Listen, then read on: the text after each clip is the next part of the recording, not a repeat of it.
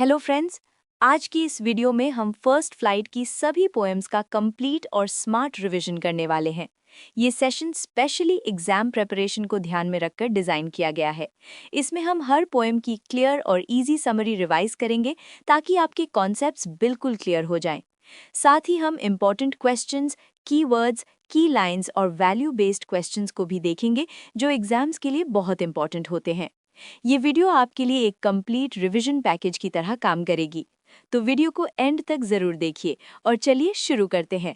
First flight poetry section का powerful revision. Chapter 1 dust of snow by Robert Frost. ये poem एक छोटी सी incident के थ्रू बड़ा मैसेज देती है। पोएट एक दिन अपसेट मूड में खड़ा होता है अंडर अ हिमलॉक ट्री।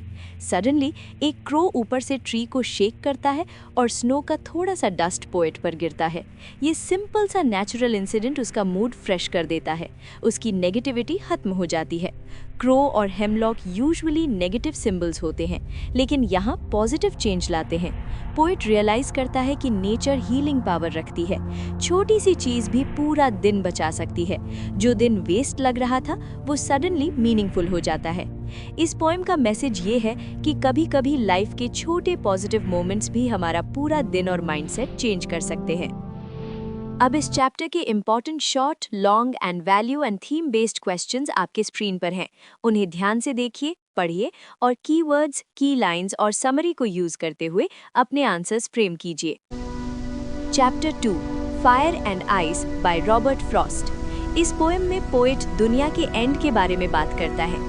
कुछ लोग कहते हैं दुनिया फायर यानी सिंबल ऑफ डिजायर से खत्म होगी और कुछ कहते हैं आइस से यानी सिंबल ऑफ हेट्रेड से। फायर सिंबलाइज करता है डिजायर, ग्रीड और हेट्रेड को। आइस सिंबलाइज करता है कोल्डनेस और इनडिफरेंस को। पोएट कहता है दोनों ही डेंजरस हैं। एक्सेस डिजायर भी इंसान को डिस्ट्रॉय कर सकती है और हेट्रेड भी सब कुछ बर्बाद कर सकता है। मैसेज ये है कि ह्यूमन इमोशंस ही दुनिया के डिस्ट्रक्शन का रीजन बन सकते हैं। पोएम शॉर्ट है पर डीप मीनिंग देती है। नेगेटिविटी से दूर रहना चाहिए। स्क्रीन पर दिख रहे इस चैप्टर के इम्पॉर्टेंट शॉर्ट, लॉन्ग और value and theme based questions को अच्छे से पढ़ लीजिए। फिर कीवर्ड्स, की लाइंस और समरी को यूज करके अपने आंसर्स फ्रेम कीजिए। Chapter 3 a tiger in the zoo by Leslie Norris. Poet एक टाइगर को जू में ऑब्जर्व करता है। टाइगर अपनी स्मॉल केज में रेस्टलेस वॉक कर रहा है। वो अपनी नेचुरल फ्रीडम मिस कर रहा है। पोएट कंपेयर करता है टाइगर की प्रेजेंट कंडीशन और उसकी नेचुरल जंगल लाइफ। जंगल में वो पावरफुल और फियरलेस होता, लेकिन जू में हेल्पलेस है। उसकी नेचुरल इंस्टिंक्ट्स सप्रेस हो जाती हैं। दूसरी तरफ जंगल का टाइगर फ्री है और कॉन्फिडेंटली हंट करता है। पोएट दिखाता है कि कैप्टिविटी किसी भी जानवर के लिए पेनफुल होती है। टाइगर की साइलेंट एंगर उसकी सफरिंग शो करती है। पोएम का मैसेज है कि फ्रीडम सबका बेसिक राइट है। कैप्टिविटी किसी भी लिविंग बीइंग के लिए पेनफुल होती है। फ्रीडम सबका बेसिक राइट है। इस चैप्टर के सभी टाइप्स के इम्पॉर्टेंट क्वेश्चंस आपकी स्क्रीन पर दिए गए हैं। उन्हें ध्यान से देखिए, पढ़िए और कीवर्ड्स, की लाइंस और समरी को यूज करते हुए अपने आंसर्स फ्रेम कीजिए। Chapter 4 how to tell wild animals by Carolyn Wells. ये पोएम ह्यूमरस टोन में लिखी गई है। पोएट फनी वे में बताता है कि डिफरेंट वाइल्ड एनिमल्स को कैसे पहचाने। जैसे अगर एशियन लायन मिले तो वो तुम्हें किल करेगा, और अगर बंगाल टाइगर मिले तो भी तुम बचोगे नहीं।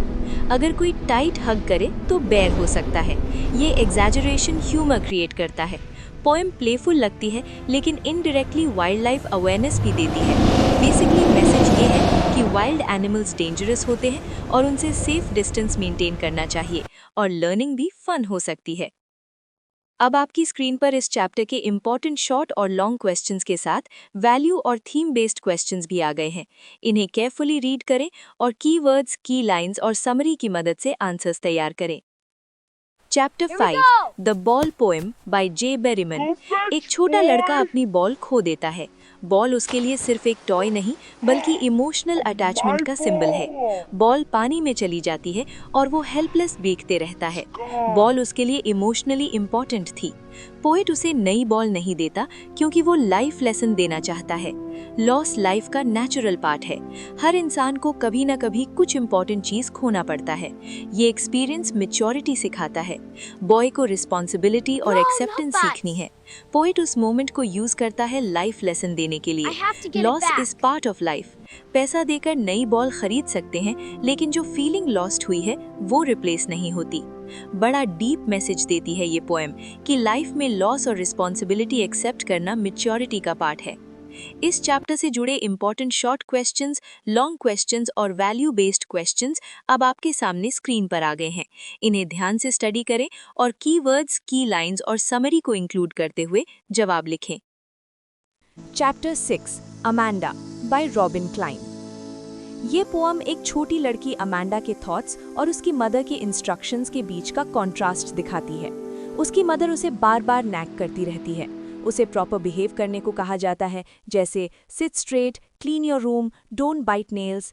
अमांडा प्रेशर और रिस्ट्रिक्शन फील करती है, इसलिए वो इमेजिनेशन की वर्ल्ड में चली जाती है। कभी वो मरमेड बनने का ड्रीम देखती है, कभी ऑफन। ये इमेजिनेशन उसकी फ्रीडम की डिज़ायर शो करती है। पोएम बताती है कि बच्चों को भी स्पेस और अंडरस्टैंडिंग चाहिए। अमांडा अपनी इमेजिनेशन वर्ल्ड में एस्केप करती है, जहां वो फ्री और पीसफुल फील करती है। इससे हमें ये सीख मिलती है, यानी मैसेज मिलता है कि बच्चों को थोड़ा फ्रीडम और अंडरस्टैंडिंग देना ज़रूरी है।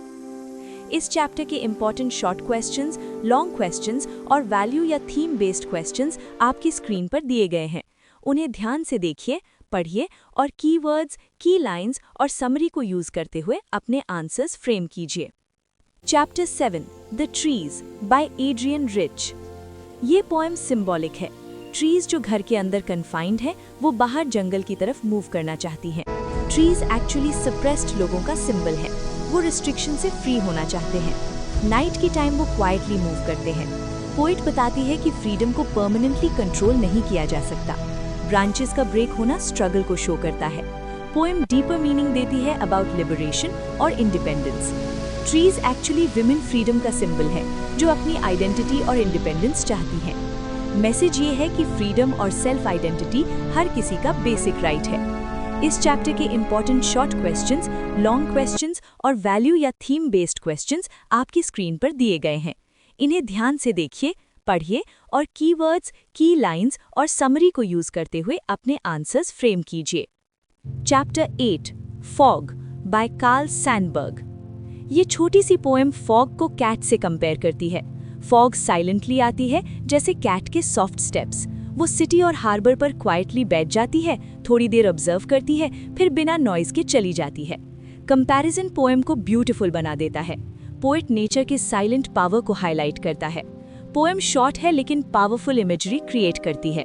मैसेज है कि नेचर की मूवमेंट्स सटल और मिस्टीरियस होती हैं। अब आपकी स्क्रीन पर इस चैप्टर के इंपॉर्टेंट शॉर्ट और लॉन्ग क्वेश्चंस के साथ वैल्यू और थीम बेस्ड क्वेश्चंस भी हैं। इन्हें केयरफुली रीड करें और कीवर्ड्स, की लाइंस और समरी की मदद से आंसर्स तैयार करें। Chapter 9 the tale of Custard the dragon by Ogden Nash.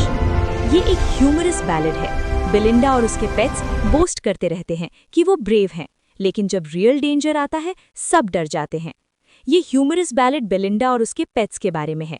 Custard dragon को सब कावर्ड बुलाते हैं, बाकी पेट्स अपने आप को ब्रेव बोलते हैं। एक दिन पायरेट अटैक करता है, सब एनिमल्स डरकर भाग जाते हैं। सिर्फ कस्टर्ड ही पायरेट का सामना करता है, वो सबको बचाता है। पोएम बताती है कि रियल ब्रेवरी एक्शन में दिखती है, वर्ड्स में नहीं।